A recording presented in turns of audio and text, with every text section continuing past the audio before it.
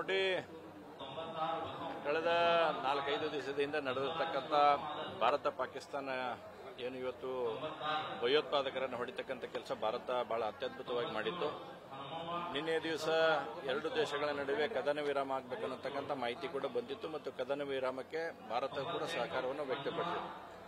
ಆದರೆ ಈ ಪಾಕಿಸ್ತಾನ ಮತ್ತೆ ಕೇವಲ 3 ಗಂಟೆಗಳ ಅವಧಿಯಲ್ಲಿ ಕದನ ವಿರಾಮವನ್ನು ಉಲ್ಲಂಘನೆ ಮಾಡುವ ಮುಖಾಂತರ ಮತ್ತೆ ತನ್ನ ನರಿಬುದ್ಧಿನ ತೋರಿಸತಕ್ಕಂಥ ಕೆಲಸ ಮಾಡಿತ್ತು ಮತ್ತು ಭಾರತ ಅದಕ್ಕೆ ಪ್ರತ್ಯುತ್ತರವಾಗಿ ಸರಿಯಾದಂಥ ಏಟನ್ನು ಕೊಡುವುದರಲ್ಲಿ ಸಕ್ಷಮವಾಗಿದೆ.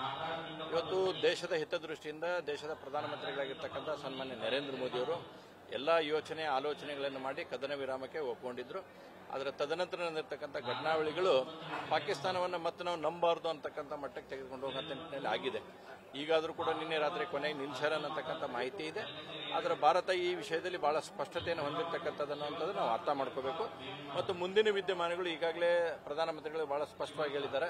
ಭಯೋತ್ಪಾದಕರಂತಕ್ಕಂಥದ್ದನ್ನು ಮುಂದಿನ ದಿನಮಾನಗಳಲ್ಲಿ ಆದರೆ ಅದನ್ನು ಯುದ್ಧ ಅಂತ ನಾವು ಘೋಷಣೆ ಮಾಡ್ತೇವೆ ಅಂತಕ್ಕಂಥ ಸ್ಪಷ್ಟ ಸಂದೇಶವನ್ನು ಪಾಕಿಸ್ತಾನಕ್ಕೆ ಕಳಿಸಿದ್ದಾರೆ. ನ್ಯೂಸ್ ಫಸ್ಟ್ ನಿರ್ಭೀತಿಯಿಂದ ನಿಮ್ಮ ಪರವಾಗಿ.